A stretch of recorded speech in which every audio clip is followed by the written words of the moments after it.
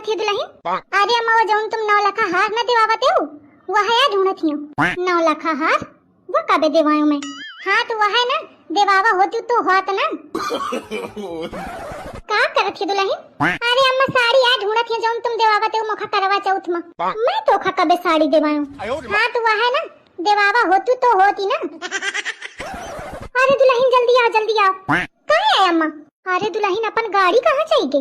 दुआरे देखती ही नहीं है। तुम आओ अम्मा अपने कहाँ गाड़ी है? हाँ तो वह है ना तोर बाप दहेज में दीन होत तो होती ना।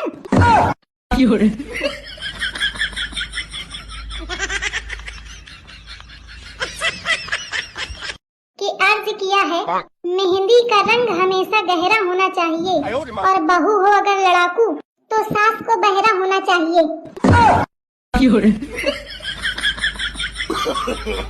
no, no, no.